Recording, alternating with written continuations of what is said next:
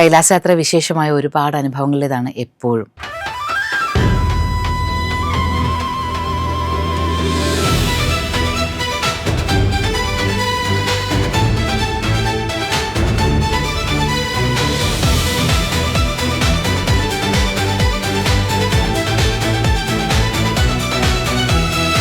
നൂറ്റി പേരാണ് യാത്രയിൽ ഉണ്ടായിരുന്നത്. നമ്മുടെ ഈ സംഘത്തിലുള്ള യാത്രികരെല്ലാം കൈലാസം എന്നുള്ള ഒറ്റ ലക്ഷ്യത്തോടു കൂടി വന്നവരാണ്.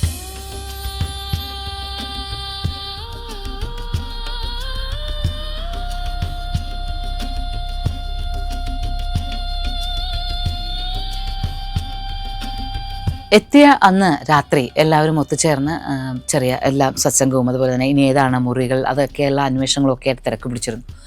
എന്നാൽ വൈകുന്നേരത്തോടെ രാത്രിയോടുകൂടി റെസ്റ്റോറൻറ്റിലേക്ക് ചെല്ലുമ്പോഴാണ് മനോഹരമായൊരു കാഴ്ച. അതായത് ബുദ്ധസ്തൂപം എന്ന് പറയുന്നത് കാഠ്മണ്ഡുവിൽ പലയിടങ്ങളിലായി നമുക്ക് ബുദ്ധസ്തൂപങ്ങൾ കാണാം.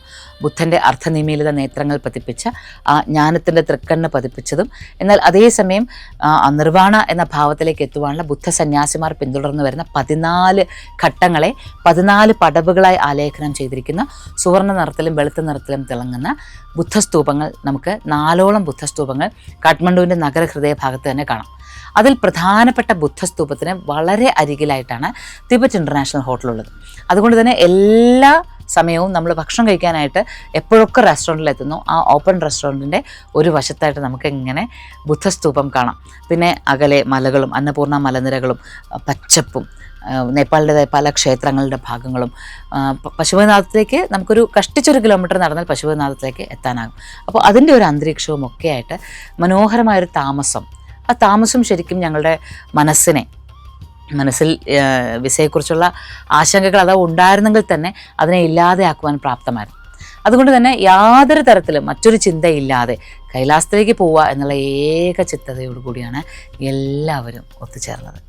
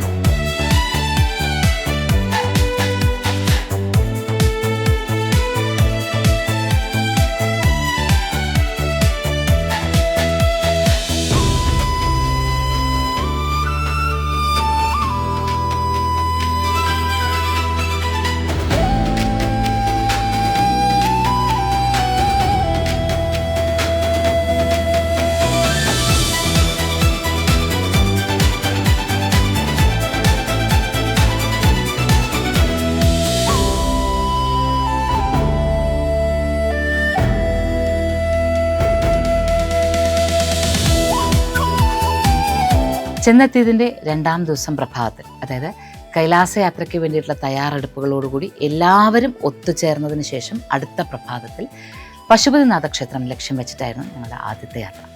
നേപ്പാളിൽ എത്തിക്കഴിഞ്ഞാൽ നേപ്പാൾ എന്ന നാമം തന്നെ നയപാല രാജധാനി എന്ന പേരിലാണല്ലോ അറിയപ്പെടുന്നത്. അതുപോലെ തന്നെ കാഠ്മണ്ഡു എന്നറിയപ്പെടുന്നത് കാഷ്ഠമണ്ഡപ്, അതായത് നിരവധി തടികൾ കൊണ്ട് തീർത്ത മണ്ഡപങ്ങളുള്ള പ്രദേശം എന്നാണ് അർത്ഥം. ഈ കാഠ്മണ്ഡുവിൽ തന്നെ നമ്മൾ കാഠ്മണ്ഡുവിൻ്റെ എല്ലാം കാഠ്മണ്ഡു മഹാത്മ്യമാണെങ്കിലും നയപാല രാജ്യ മഹാത്മ്യമാണെങ്കിലും ഒക്കെ വായിക്കുമ്പോൾ മനസ്സിലാക്കുന്നത് അതിൽ വളരെ പ്രാധാന്യത്തോടു കൂടി പറഞ്ഞിരിക്കുന്ന ഒരു നദിയാണ് ബാഗ്മതി അഥവാ ബാഗ്മതി എന്നറിയപ്പെടുന്ന നദിക്ക് പ്രാധാന്യം ലഭിക്കുന്നത് എന്തുകൊണ്ടാണെന്ന് വെച്ചാൽ അതിന് തീരത്താണ് പശുപതിനാഥൻ ഇരിക്കുന്നത് എന്നുള്ളതാണ്. നാഥസമ്പ്രദായത്തിലെ വിശേഷമായ ക്ഷേത്രം. നാഥസമ്പ്രദായം എന്ന് പറഞ്ഞാൽ ഒരു പ്രത്യേകമായ ആചാര സമ്പ്രദായങ്ങളോടുകൂടി ഉപാസന നടത്തിയിരുന്ന എല്ലാ മൂർത്തികളെയും ഗുരു പാരമ്പര്യത്തിലേക്ക് കൊണ്ടുവന്ന് ഗുരുവിൽ നിന്ന് ഈശ്വരനെ അറിയുക, ആ ഈശ്വരനിൽ നിന്ന് പരബ്രഹ്മത്തെ അറിയുക എന്നുള്ള സമ്പ്രദായങ്ങൾ പിന്തുടർന്ന് വന്നിരുന്ന രീതിയാണ് നാഥസമ്പ്രദായം. ആ നാഥസമ്പ്രദായങ്ങളിലാണ് മുക്തിനാഥ ക്ഷേത്രം, ബദ്രീനാഥ ക്ഷേത്രം, കേദാർനാഥ ക്ഷേത്രം, അങ്ങനെ നിരവധി ക്ഷേത്രങ്ങൾ വരുന്നത്. അതിൽ വളരെ പ്രധാനപ്പെട്ട ക്ഷേത്രമായ പശുപതിനാഥിലേക്ക് എത്താൻ ഞങ്ങൾ ആദ്യം പശുപതിനാഥിലേക്ക് നേരിട്ട് പോവുകയല്ല ചെയ്തത്. അതിന് പകരം ബാഗ്മതിയെ ഒന്ന് കണ്ടുകൊണ്ട് ബാഗ്മതി പുഴ കടന്നുകൊണ്ട് ആദ്യം ഗുഹേശ്വരിക്കരികിലായിട്ടാണ് ചെന്നത്. കാരണം പശുപതിനാഥിലേക്ക് വിദ്യാവണ്ണം ദർശനം നടത്തുന്നവർ ആദ്യം ഗുഹേശ്വരിയിലേക്ക് എത്തണം എന്നതാണ് സങ്കല്പം. ഗുഹേശ്വരി എന്നത് ഗുഹയുടെ ഈശ്വരിയാണ്. ഈ ഗുഹ എന്താണ്? നമ്മളുടെ പഞ്ചമയ കോശങ്ങളാണോ? അന്നമയ കോശമാകുന്ന ഗുഹയാണോ? പ്രാണമയ കോശമാകുന്ന ഗുഹയാണോ? മനോമയ കോശമാകുന്ന ഗുഹയാണോ? വിജ്ഞാനമയ കോശമാകുന്ന ഗുഹയാണോ? ആനന്ദമയ കോശമാകുന്ന ഗുഹയാണോ? എല്ലാമാണ്. എന്നാൽ ആചാര്യന്മാർ തങ്ങൾ അറിഞ്ഞതിനെ ഉപാസിക്കുവാനായി കണ്ടെത്തിയിരുന്ന ഗുഹാസാന്നിധ്യങ്ങളുണ്ടായിരുന്ന ശക്തി തേജോരൂപമാണ് ഗുഹേശ്വരി എന്നറിയപ്പെടുന്നത്. ദക്ഷ പ്രജാപതിയുടെ യാഗത്തിൽ പങ്കെടുക്കുവാനായി ശിവപത്നിയായ സതീദേവി മഹാദേവനെങ്കിൽ നിന്ന് അനുവാദം ചോദിക്കുന്നുണ്ടെങ്കിലും വേണ്ട എന്ന് പറഞ്ഞത് അനുസരിക്കാതെ വരികയും ദക്ഷപ്രജാപതിയുടെ യാഗഭൂമിയിൽ വെച്ച് അപമാനിതയായപ്പോൾ യാഗഭൂമിയിൽ ദേഹത്യാഗം ചെയ്യുകയും ചെയ്തല്ലോ. ദേഹത്യാഗം ചെയ്ത സതീദേവിയുടെ ആ ജീവനറ്റ ശരീരവുമായി മഹാദേവൻ ഏറെ നാൾ തീവ്ര ദുഃഖിതനായി നിന്നു എന്നാണ്. ഈ ദുഃഖത്തിൽ നിന്ന് രക്ഷിക്കണമെങ്കിൽ ഒന്നേ ഉള്ളൂ വഴിയെന്ന് മനസ്സിലാക്കിയ മഹാവിഷ്ണു തൻ്റെ സുദർശന ചക്രം അയക്കുകയും ആ ശരീരത്തെ 51 കഷ്ണങ്ങളാക്കി ചിന്നിച്ചിതറി പല ഭാഗങ്ങളിലേക്ക് ആക്കുകയും ചെയ്തു. ഇത് കഴിഞ്ഞോടുകൂടിയാണ് മഹാദേവൻ തപസ്സിരിക്കുകയും തപസ്സിൽ നിന്ന് ഉണർന്ന് പ്രപഞ്ച നന്മയുടെ സകലവിധമായ വേണ്ടതും വേണ്ടാത്തതുമായ എല്ലാറ്റിനെയും തിരിച്ച് വേണ്ടതിനെ സംരക്ഷിക്കുവാനും വേണ്ടാത്തതിനെ സംഹരിക്കുവാനുമുള്ള ശക്തിയായി മാറുന്നത്. അപ്പോൾ ഇങ്ങനെ ഭിന്നമായി ശരീരഭാഗങ്ങൾ വീണതാണ് നമ്മൾ 51 ശക്തിപീഠങ്ങൾ എന്ന് പറയാം. അതിൽ സതീദേവിയുടെ കാൽമുട്ടുകൾ വന്ന് വീണ പ്രദേശമാണ് ഗുഹേശ്വരി ക്ഷേത്രം എന്നാണ് വിശേഷിപ്പിക്കുന്നത്. എന്നാൽ ഇതിന് മറ്റൊരു സങ്കല്പമുണ്ട്. ഗുഹ്യേശ്വരി ആണ്, ഗുഹ്യഭാഗമാണ് വീണത് എന്നും ഐതിഹ്യം പറയാറുണ്ട്. ഒരേ നാമത്തിൽ തന്നെ പല ക്ഷേത്രങ്ങൾ പലയിടത്തും ഉണ്ടാകാറുണ്ടല്ലോ. പക്ഷേ ഇവിടെ പൊതുവിൽ പറയപ്പെടുന്നത് കാൽമുട്ടുകൾ വീണു എന്ന് തന്നെയാണ്. നമ്മൾ പടികൾ കയറി മുകളിലേക്ക് ചെന്ന് കഴിഞ്ഞാൽ കാണാനാകുന്നത് ഒരു നേപ്പാൾ രീതിയിലുള്ള ക്ഷേത്ര സമ്പ്രദായം തന്നെയാണ്. തടിയിൽ തീർത്ത കേരളീയമായ ക്ഷേത്ര നിർമ്മാണത്തിനോട് വളരെ പ്രാധാന്യം തോന്നുന്നു, വളരെ ഒരു യോജിപ്പ് തോന്നുന്ന രീതിയിലുള്ള ഒരു നിർമ്മാണ രീതി. അവിടെ അകത്തേക്ക് കടന്നു കഴിഞ്ഞാൽ ഒരു നടുത്തളത്തിനുള്ളിലാണ്, ഒരു അകത്തളം പോലെയാണ്, ശരിക്കും ഒരു 4 കെട്ട് പോലെ. ആ 4 കെട്ടിൻ്റെ ഒരു വശത്ത് ഒരു ഗുഹ ഇപ്പോഴും നമുക്ക് കാണാം. ഗുഹയുടെ സാന്നിധ്യവും പാറയുടെ സാന്നിധ്യവും ഒക്കെ കാണാം. അതിൻ്റെ ഒരു വശത്തായി ഒരു നിലത്ത് തന്നെ വലിയൊരു പത്മം അടയാളപ്പെടുത്തിയിട്ടുണ്ട്. അതിന് മുകളിൽ ഒരു കലശം വെച്ചിട്ടുണ്ട്. ആ കലശത്തിലാണ് ഗുഹേശ്വരിയുടെ സാന്നിധ്യം. ആ കലശത്തെയാണ് ഉപാസിക്കുന്നത്. കലശം എന്ന് പറയുന്നത് ശരിക്കും ഭഗവതിയുടെ ഗർഭപാത്രം. അപ്പോൾ പ്രപഞ്ചമാതാവായ കുഷ്മാണ്ഡ സ്വരൂപിണിയായ ഭഗവതിയാണ് അവിടെ ഉപാസിക്കുന്നതെന്ന് നമുക്ക് മനസ്സിലാക്കാം. പൊതുവിൽ കലശം എന്ന് പറയുന്നത് പ്രാർത്ഥനയുടെ ഒരു പൂർണ്ണ കുംഭസ്വരൂപമാണ്. നമ്മളുടെ ക്ഷേത്രങ്ങളിൽ പ്രതിഷ്ഠ നടത്തുമ്പോഴും കലശം വെക്കാറുണ്ട്. അതുപോലെ തന്നെ നമ്മൾ വീടുകളിൽ പൂജകൾ വെക്കുമ്പോഴും കലശം വെക്കാറുണ്ട്. ഈ കലശത്തെ നമ്മുടെ ജന്മവുമായും ബന്ധിക്കാറുണ്ട്, അതുപോലെ തന്നെ നമ്മുടെ ശരീരവുമായും ബന്ധിക്കാറുണ്ട്. ഇപ്പോൾ ജന്മവുമായിട്ടാണെങ്കിലും കലശം, അതുപോലെ തന്നെ ശരീരവുമായിട്ടാണെങ്കിലും ഈ കലശത്തിൽ അനുഗ്രഹങ്ങൾ നൽകുന്ന ഭഗവതി, അല്ലെങ്കിൽ കലശത്തിൽ തന്നെ അങ്ങനെ വന്ന് നിലകൊള്ളുന്ന ഭഗവതി, ആ ഭഗവതിയാണ് ഗുഹേശ്വരി.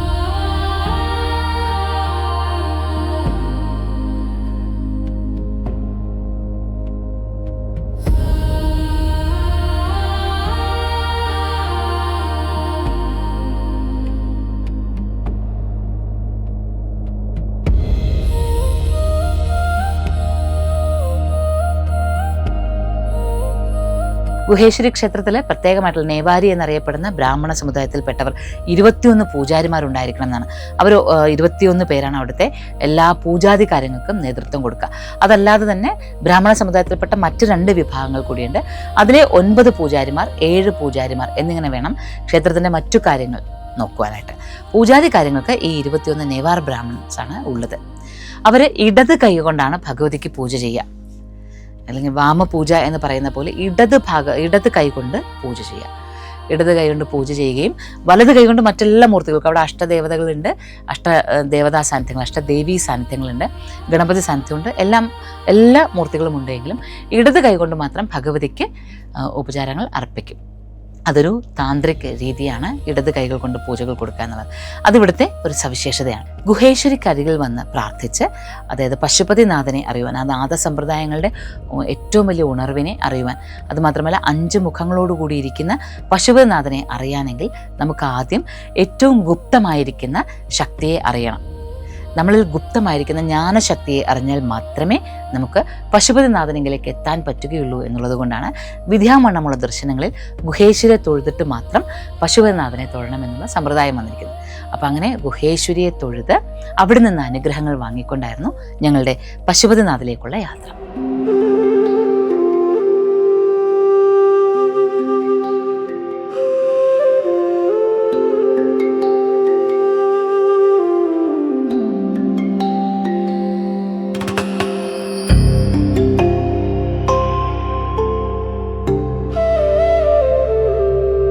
പശുപതിനാഥ ക്ഷേത്രത്തിലേക്ക് ദർശനം നടത്തുവാൻ ഗുഹേശ്വരിയെ കണ്ടു തൊഴുത് പിന്നെ ഞങ്ങൾ സഞ്ചരിച്ചത് വാഗ്മതിയുടെ തീരത്തുകൂടെ മൃഗസ്ഥലിയിലേക്കാണ്. മൃഗസ്ഥലി എന്ന പേര് തന്നെ മൃഗങ്ങൾ നിറഞ്ഞു നിൽക്കുന്ന പ്രദേശമെന്നോ അല്ലെങ്കിൽ മൃഗരൂപത്തിൽ തപസ്സിരുന്ന ഒരു പ്രദേശമെന്നോ മനസ്സിലാക്കാം. സ്ഥലി എന്നതിന് പ്രത്യേകമായും ദിവ്യമായ പ്രദേശങ്ങളെയാണ് പറയാറ്. എന്താണ് മൃഗസ്ഥലി? അതറിയുവാൻ വേണ്ടി കുറേയധികം പടവുകൾ കയറി മുകളിലേക്ക് എത്തണം. ഗുഹേശ്വരി ക്ഷേത്രത്തിൽ നിന്ന് അല്പമാത്രം പടവുകൾ കയറിയാൽ നമുക്ക് മുകളിലേക്ക് എത്താം. പക്ഷേ കുറേ അധികം പടവുകൾ കയറുമ്പോൾ വനത്തിൻ്റെ ഒരു പ്രതീതി, പണ്ട് കാലത്തുണ്ടായിരുന്ന ആ വനത്തിൻ്റെ മുഴുവൻ പ്രതീകവും ഇപ്പോഴും പച്ചപ്പ നിറഞ്ഞു നിൽക്കുന്ന പ്രദേശത്ത് കാണാനാകും. ഇവിടെയാണ് മഹാദേവൻ ശ്രീ പാർവതിയോടൊപ്പം മൃഗരൂപത്തിൽ വന്ന് തപസ്സിരുന്നത്. ഒരു കലമാൻ്റെ രൂപത്തിലാണ് വന്നത് എന്നതാണ് ഐതിഹ്യം. ദേവദേവന്മാരിൽ നിന്നെല്ലാം മാറി മറ്റെല്ലാറ്റിൽ നിന്നും ഒളിച്ച് ഒരു സ്വൈര്യവിഹാരം നടത്തുന്നതിന് വേണ്ടിയിട്ടാണ് ഇരുവരും ഇവിടേക്ക് വന്നത് എന്നും, എന്നാൽ പ്രപഞ്ചത്തിൻ്റെ തന്നെ സ്ഥിതി അവതാളത്തിലാകുമെന്ന് മനസ്സിലാക്കിയ ദേവന്മാർ മഹാദേവനെ കണ്ടുപിടിക്കുവാനുള്ള ശ്രമത്തിനൊടുവിൽ കലമാൻ രൂപത്തിൽ മഹാദേവനെ കണ്ടുവെന്നും, അപ്പോൾ കൊമ്പുകൾ പിടിച്ചപ്പോൾ ഇത് കണ്ട ഉടനെ തന്നെ മഹാദേവൻ ഭൂമിക്കടിയിലേക്ക് ഒളിച്ചിരിക്കാൻ ശ്രമിക്കുകയും ആ സമയത്ത് ദേവന്മാർ വന്ന് ഈ കൊമ്പുകൾ വലിച്ച് ഉയർത്താൻ ശ്രമിച്ചപ്പോൾ ഒരു കമ്പ് ഇളകി വന്നുവെന്നും ആ ഇളകിയ കൊമ്പ് പിന്നീട് ഉപാസിച്ചു എന്നുള്ളതാണ് ഇവിടുത്തെ ഒരു ഐതിഹ്യം പറയാം. അതുകൊണ്ട് തന്നെ കലമാൻ കൊമ്പായിരുന്നു അത്രേ വളരെ കാലം പശുപതിനാഥ ക്ഷേത്രത്തിൽ ഉപാസിച്ചിരുന്നത്. അങ്ങനെ ഭഗവാൻ കലമാൻ സ്വരൂപത്തിൽ വന്നതുകൊണ്ടാണ് ആ പ്രദേശത്തിന് മൃഗസ്ഥലി എന്ന പേര് വന്നത്. ഇന്നും മൃഗസ്ഥലി ഒരു വനത്തിൻ്റെ സ്വഭാവത്തെയാണ് കാണിക്കുന്നത്. മൃഗസ്ഥലിയിലൂടെ നടന്നു പോകുമ്പോൾ നമുക്ക് ആദ്യം ഗോരഖ്നാഥ് സ്വാമികളുടെ നാദസമ്പ്രദായമാണെന്ന് നമ്മൾ പറഞ്ഞല്ലോ. പശുപതിനാഥത്തിൽ നാദസമ്പ്രദായത്തിനാണ് പ്രാധാന്യം എന്ന്. അപ്പോൾ ഗോരഖ്നാഥ് സ്വാമിയുടെ ഒരു ശ്രീകോവിലൂടെ കാണാം. ഗോരഖ്നാഥ് ജി നിരന്തരമായി ധ്യാനം ചെയ്തിരുന്നത് പശുപതിനാഥ ക്ഷേത്രത്തിൻ്റെ തൊട്ടരികിലുള്ള വാഗ്മതി പുഴയുടെ ഇക്കരയിലാണ്. അപ്പോൾ ഈ പശുപതിനാഥ ക്ഷേത്രത്തിനും അതുപോലെ തന്നെ മൃഗസ്ഥലിക്കും ഇടയിലൂടെയാണ് വാഗ്മതി പുഴ ഒഴുകുന്നത്. അപ്പോൾ അതുകൊണ്ട് തന്നെ ഗോരഖ്നാഥ് എന്ന് പറയുന്ന മഹാദേവന്റെ തന്നെ അവതാരമായിട്ടാണ് കരുതുന്നത്. മഹാദേവന്റെ യോഗസ്വരൂപത്തിലുള്ള അവതാരമായിട്ടാണ് ഗോരക്ഷാനാഥനെ കാണുന്നത്. ഗോരഖ്നാഥ് എന്നും ഗോരക്ഷാനാഥ് എന്നും പറയുന്നത്. ഗോരക്ഷ എന്ന വാക്കും പശുപതി എന്ന വാക്കും തമ്മിൽ ചേരുന്നുണ്ടല്ലേ നന്നായിട്ട്. കാരണം വെച്ചാൽ പശുപതി എന്ന വാക്കിൻ്റെ അർത്ഥവും മൃഗങ്ങളെ സംരക്ഷിക്കുന്നവൻ എന്ന് തന്നെയാണ്. ഗോരക്ഷ എന്ന് പറയുമ്പോഴും ഗോ എന്ന വാക്കിന് മൃഗങ്ങളെന്നും അർത്ഥമുണ്ട്, ലോകം എന്ന അർത്ഥമുണ്ട്, ഈ ഭൂമി എന്ന അർത്ഥമുണ്ട്, അതുപോലെ തന്നെ നമ്മളുടെ ഇന്ദ്രിയങ്ങൾ എന്നും അർത്ഥമുണ്ട്. അപ്പോൾ ഗോരക്ഷകനായ മഹാദേവന്റെ സാന്നിധ്യമാണ് അവിടെ ഉള്ളത് എന്നും ആ മഹാദേവന്റെ സാന്നിധ്യത്തെ ഉണർത്തിയ നാദസമ്പ്രദായത്തിലെ അവതാര പുരുഷൻ ഗോരക്ഷാനാഥൻ എന്നും അറിയപ്പെടുന്നു. ഗോരക്ഷാനാഥൻ്റെ ആ ഒരു തപഭൂമിയിലൂടെയാണ് നമ്മൾ മുന്നോട്ട് നടക്കുക.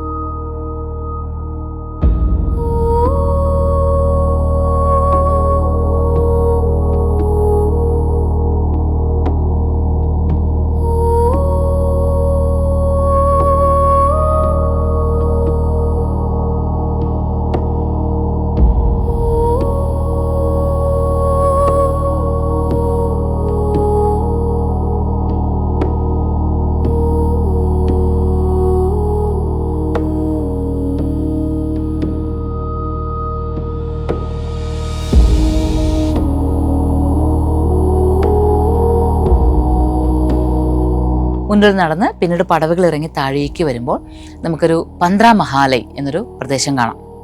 15 മഹാശിവലിംഗങ്ങൾ ഇങ്ങനെ ഒരേ നിരയിലിരിക്കുകയാണ്. അത് സദാശിവ തത്വം എന്നാണ് വിശേഷിപ്പിക്കുക. 16 തത്വങ്ങളാണ് സദാശിവ തത്വത്തിലുള്ളതെന്നും അതിൽ 15 ശിവലിംഗങ്ങൾ ഒരേ നേർദിക്കിൽ നമ്മൾ കാണുമ്പോൾ അതിൽ നമ്മളുടെ ആത്മൻ കൂടി ചേരുമ്പോൾ, നമ്മളിലിരിക്കുന്ന ശിവലിംഗം കൂടി ഒത്തുചേരുമ്പോൾ 16ആയി മാറുന്നു എന്നും ഒരു വിശ്വാസമുണ്ട്. ഒരേ നിരയിലുള്ള ശിവലിംഗങ്ങളൊരു ഭംഗി തന്നെയാണ്. ഈ പശുപതിനാഥ ക്ഷേത്രഭൂമിയിലെ മൃഗസ്ഥലിയിലെത്തുമ്പോൾ എപ്പോഴും കാണുന്നൊരു കാഴ്ചയുണ്ട്. ഇങ്ങനെ എല്ലാ ശിവലിംഗങ്ങളും നിരന്നിരിക്കുന്നുണ്ടല്ലോ. ഈ ശിവലിംഗങ്ങളെ ഉപാസന ചെയ്തുകൊണ്ട് ഒരു പ്രാവോ അല്ലെങ്കിൽ ഒരു വാനരനോ ഒക്കെ എപ്പോഴും അവിടെ ഉണ്ടാകും. അപ്പോൾ പശുപതി എന്ന വാക്കിൻ്റെ അർത്ഥം തന്നെ അവിടെ ഒന്നുകൂടി തെളിയുകയാണല്ലേ. നമുക്ക് മാത്രമല്ല ഉപാസിക്കാൻ അവകാശം, അല്ലെങ്കിൽ നമുക്ക് മാത്രമല്ല ഉപാസിക്കാൻ അറിയുന്നത്. ഈ ലോകം മുഴുവൻ, ഈ പശുലോകം മുഴുവനും ഉപാസിക്കുന്നു. 2 തരത്തിലാണ് പശുപതി എന്ന വാക്കിൻ്റെ അർത്ഥം പറയാം. ഒന്ന്, സകല ലോകത്തിൻ്റെയും സകല ജന്തുജാലങ്ങളുടെയും ഈശ്വരൻ അല്ലെങ്കിൽ പതി എന്നുള്ള അർത്ഥത്തിൽ, അല്ലെങ്കിൽ നമ്മളിലുള്ള മൃഗീയമായ വാസനകളെ എല്ലാം ഇല്ലാതെയാക്കിക്കൊണ്ട് അതിനെല്ലാം മേലെ ഇരിപ്പുറപ്പിക്കുന്ന മഹാദേവൻ എന്നും അർത്ഥമുണ്ട്. പക്ഷെ പശു എന്ന വാക്ക് കേൾക്കുമ്പോൾ എപ്പോഴും നമുക്ക് മൃഗങ്ങൾ എന്നുള്ളതാണ് അതിൻ്റെ ഒരു സംസ്കൃതത്തിലെ അർത്ഥം എങ്കിലും നമുക്കെപ്പോഴും പശുപതി എന്ന് പറയുന്നത് എല്ലാം സകല ലോകത്തിനും അനുഗ്രഹങ്ങൾ നൽകുന്ന മൂർത്തിയായി തന്നെ അനുഭവിക്കുവാനും അറിയുവാനുമായിരിക്കും ഇഷ്ടം.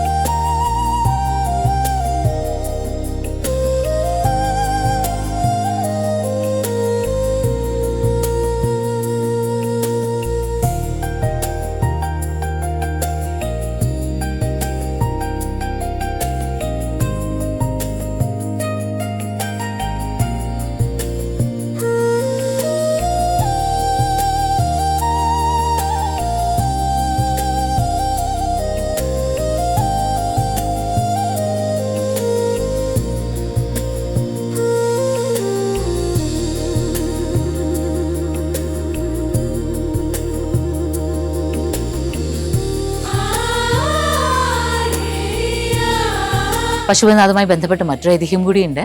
അതായത് പാണ്ഡവർ ഒരിക്കൽ തങ്ങളുടെ അധർമ്മങ്ങൾ ചെയ്തു പോയെന്ന സംശയത്താൽ ധർമ്മത്തെ പുനഃസ്ഥാപിക്കാൻ എന്തു വേണമെന്ന് ആലോചിക്കുകയും ഭഗവാൻ ശ്രീകൃഷ്ണൻ തന്നെ അവരോട് മഹാദേവനെ ഉപാസിക്കാൻ പറയുകയുമാണ്.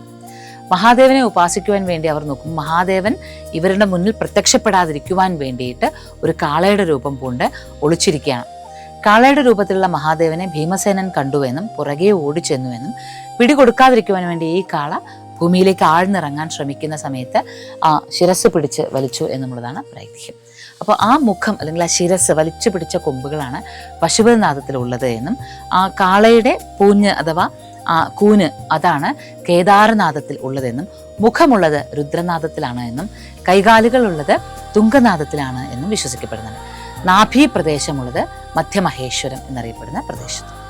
അങ്ങനെ ഈ ക്ഷേത്രങ്ങളെല്ലാം തന്നെ പരസ്പരം ബന്ധപ്പെട്ട് നിൽക്കുന്നു. പാണ്ഡവരുമായി ബന്ധപ്പെട്ട് ഈ ഐതിഹ്യം പറയുമ്പോൾ പശുപതിനാഥ ക്ഷേത്രത്തിൻ്റെ നമ്മൾ ദർശനത്തിനായിട്ട് പോകുമ്പോൾ 5 മുഖങ്ങളാണ്, മുഖലിംഗത്തിലാണ് അവിടുത്തെ ശിവലിംഗം കുടികൊള്ളുന്നത്.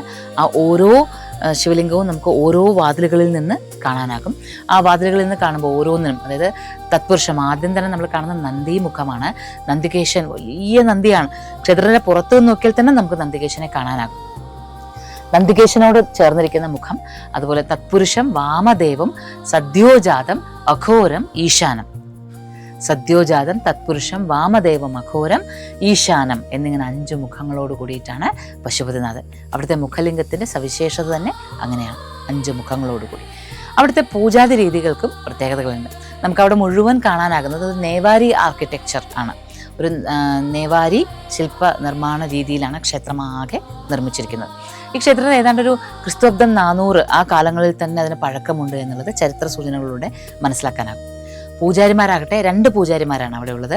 ഒരു പൂജാരിക്ക് ഭട്ട എന്നും അടുത്ത പൂജാരിക്ക് രാജഭണ്ഡാരി എന്നുമാണ് പേരുള്ളത്. ഈ ഭട്ട എന്ന പൂജാരിക്ക് മാത്രമേ ശിവലിംഗത്തെ സ്പർശിക്കുവാൻ അവകാശമുള്ളൂ. രാജഭണ്ഡാരി ക്ഷേത്രത്തിന്റെ മറ്റുള്ള ഗർഭശ്രീകോവിലുമായി ബന്ധപ്പെട്ടുള്ള ബാക്കിയുള്ള കാര്യങ്ങളെല്ലാം നോക്കുന്നു. അതിന് ശിവലിംഗത്തെ സ്പർശിക്കുവാൻ അവകാശം ഇല്ല. ഈ ഭട്ട സമ്പ്രദായത്തിലുള്ള പൂജാരിമാർ എല്ലാ തരത്തിലും വേദത്തിൽ ഏറ്റവും പണ്ഡിതരായിരിക്കണമെന്ന് നിർബന്ധമുണ്ട്. മാത്രമല്ല വിന്ധ്യാചലത്തിന്റെ താഴ്വരയിൽ വേദപഠനം നടത്തിയിരുന്നവരായിരിക്കണം എന്നുള്ളതാണ് പ്രധാനം. അപ്പോൾ ശരിക്കും പറഞ്ഞാൽ കർണാടകയിൽ നിന്ന് തന്നെ വേണം ഇവർ വരാനെന്നുള്ളതാണ്. ഭട്ട സമ്പ്രദായത്തിൽപ്പെട്ട ആ ഒരു ബ്രാഹ്മണർ അതൊരു പാരമ്പര്യമായിട്ടല്ല വരിക. അപ്പോൾ കർണാടകയിൽ നിന്ന് ഏറ്റവും ഒരുപാട് പരീക്ഷകൾ കഴിഞ്ഞ് അതിൽ ഉന്നത വിജയം നേടുന്നവർ അല്ലെങ്കിൽ കഴിവ് തെളിയിക്കുന്നവർ പിന്നീട് ബദ്രീനാഥിലും കേദാർനാഥിലും ദർശനം നടത്തി ഇവിടെ വന്ന് നേവാരിയിലെത്തി അല്ലെങ്കിൽ നേപ്പാളിലെത്തിയതിനു ശേഷം നേപ്പാളിലെ രാജാവ് അനുവാദം നൽകി രാജാവിൽ നിന്ന് വേണം സ്ഥാനം സ്വീകരിക്കാൻ. അതാണ് ഭട്ട എന്ന പൂജാരി. അല്ലെങ്കിൽ രാജഭണ്ഡാരി എന്ന 2 പൂജാരിമാരാണ് അവിടെയുള്ളത്. രാജഭണ്ഡാരിക്ക് ശിവലിംഗത്തെ സ്പർശിക്കുവാൻ അവകാശമില്ല. അവർക്ക് വേദങ്ങളിൽ വലിയ പാണ്ഡിത്യം വേണമെന്ന് നിർബന്ധവും ഇല്ല. അപ്പോൾ ഇപ്പോഴും നമ്മൾ മനസ്സിലാക്കുന്നത് ശങ്കരാചാര്യരുടെ നിർദ്ദേശപ്രകാരമാണ് ഇന്നും വിന്ധ്യാചലത്തിന് താഴ്വരയിൽ നിന്നുള്ള പൂജാരികൾ അവിടേക്ക് എത്തുന്നത്. അപ്പോൾ പശുപതിനാഥിൽ നിൽക്കുമ്പോൾ നമുക്ക് ശരിക്കും നമ്മളുടേതായ ശങ്കരാചാര്യർ എന്ന് പറയുമ്പോൾ തന്നെ നമ്മളിൽ ഒരു കേരളത്തിൻ്റെതായ അഭിമാനമൊക്കെ വന്നു നിറയും. പിന്നെ വിന്ധ്യാചലത്തിൻ്റെ താഴ്വര എന്ന് പറയുമ്പോഴും ദക്ഷിണേന്ത്യ എന്നുള്ള അല്ലെങ്കിൽ ദ്രാവിഡ രീതി എന്നുള്ള ഒരു ഒരു ഒരു ഒരു അഭിമാനം നമുക്ക് തോന്നും. അങ്ങനെയൊക്കെയുള്ള പശുപതിനാഥ ക്ഷേത്രത്തിലെ വാഗ്മതി പുഴ നിശബ്ദമായി ഇങ്ങനെ ഒഴുകിക്കൊണ്ടേയിരിക്കും. മൃഗസ്ഥലിക്കും പശുപതിനാഥ ക്ഷേത്രത്തിനും മധ്യയുള്ള വാഗ്മയി പുഴയുടെ തീരത്തിരുന്നാൽ നമുക്ക് വെറുതെ നിശബ്ദമായിരുന്നാൽ നമുക്ക് ജീവിതത്തിൻ്റെ വിലയും മരണം എന്നുള്ളത് ഭയമില്ലാതെ സ്വീകരിക്കേണ്ട ഒന്നാണെന്നുള്ള തോന്നലുകളാണ് ഉണ്ടാവുക. എങ്ങനെയാണോ കാശിയിൽ മണികർണിക ഘാട്ടിൽ ഇരിക്കുന്നത് സമാനമായ ചില അനുഭവങ്ങൾ തീർച്ചയായിട്ടും പശുപതിനാഥ ക്ഷേത്രത്തിൽ നിൽക്കുമ്പോൾ കിട്ടും. ആ പശുപതിനാഥ ക്ഷേത്രത്തിൽ ഇങ്ങനെ ഇരിക്കുമ്പോൾ പല മൃതശരീരങ്ങൾ വരുന്നതും അവർ യാത്രയാകുന്നതും അവരുടെ അവസാനത്തെ യാത്രകൾ തയ്യാറാകുന്നു. രാജാവായിക്കൊള്ളട്ടെ ഭിക്ഷക്കാരനായിക്കൊള്ളട്ടെ ആരായാലും അവിടെ സമാനമായ രീതിയിൽ ഒരു അവസാനത്തെ കാര്യങ്ങൾക്കെല്ലാം എല്ലാവർക്കും ഒരേ രീതികളാണ്, ആചാരങ്ങളാണ് എന്നൊക്കെ കാണാൻ പറ്റും. അങ്ങനെയൊക്കെ പശുപതിനാഥ ക്ഷേത്രത്തിൽ ഇരിക്കുമ്പോൾ ഇവിടെ ശരിക്കും പറഞ്ഞാൽ കാശിയിലെ പോലെ തന്നെ സന്ധ്യാനേരത്ത് ഗംഗാ ആരതി അവിടെ നടത്തുന്ന പോലെ ഇവിടെയും വാഗ്മതി പുഴയുടെ തീരത്ത് ആരതി നടത്താറുണ്ട്.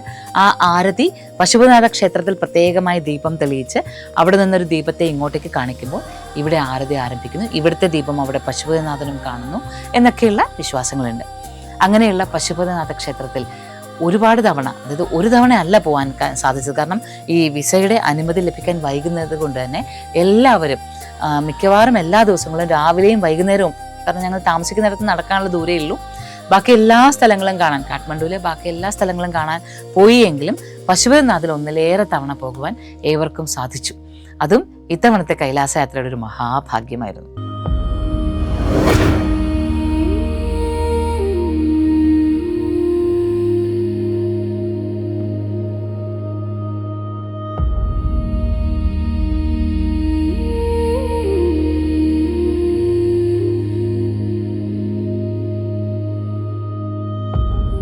ജീവിതത്തിലെ വലിയ ആഗ്രഹമായിരുന്നല്ലോ കൈലാസം ദർശിക്കണം എന്നുള്ളത്.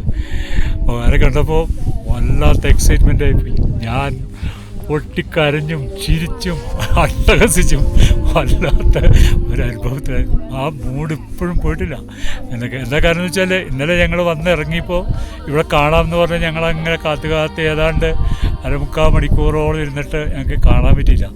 പക്ഷേ ഇന്ന് അപ്രതീക്ഷിതമായിട്ട് മോജിമ പറഞ്ഞു, ആരതി കഴിഞ്ഞപ്പോൾ ഇതാ അങ്ങോട്ട് നോക്കിക്കോളൂ, അവിടെയാണ് കൈലാസം എന്ന് കണ്ട് ദർശിച്ച് തൊഴുതോളൂ എന്ന് പറഞ്ഞ് ഞങ്ങൾ നോക്കിയപ്പോഴേക്കും അതാണ് വളരെ അപ്രതീക്ഷിതമായിട്ട്. അങ്ങനെയാണ് ഭഗവാന്റെ ലീലകൾ എപ്പോഴും വളരെ അപ്രതീക്ഷിതമായിരിക്കും. നമ്മൾ പ്രതീക്ഷിക്കുന്ന പോലെ ആയിരിക്കില്ല എന്ന് ഒരിക്കൽ കൂടി നമുക്ക് ബോധ്യപ്പെടുത്തി തരുന്നതായിരുന്നു ഇന്നത്തെ ദർശനം. ശംഭോ മഹാദേവ. എനിക്ക് എപ്പോഴും രൂപം കണ്ട് പ്രാർത്ഥിക്കാനാണ് എപ്പോഴും ഇഷ്ടം. അതുകൊണ്ട് ഇന്നലെ തന്നെ എനിക്ക് മേഘങ്ങളുടെ രൂപത്തിൽ എനിക്ക് രൂപം ദർശനമാക്കി തന്നു ഭഗവാൻ. ആ ഫീല് എനിക്കിപ്പോഴും പോയിട്ടില്ല. എനിക്ക് ആ വിറവൽ ഇപ്പോഴും മാറിയിട്ടില്ല. ഭഗവാൻ ഡമരവും എല്ലാം കൊണ്ട് ഇരിക്കുന്ന രൂപത്തിൽ എനിക്ക് ദർശനം തന്നു, മേഘങ്ങളുടെ രൂപത്തിൽ. അത് എനിക്കും വേറൊരു ആൾക്കും മാത്രമാണ് അത് ലഭിച്ചത്. ഞങ്ങൾ അപ്പോൾ വല്ലാത്തൊരു അനുഭൂതിയാണ്.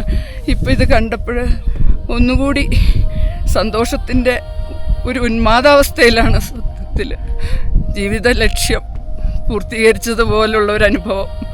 സന്തോഷം സന്തോഷം സന്തോഷം. ഭഗവാനെ, ഓം നമഃ ശിവായ. Moksha, Journey to the Self.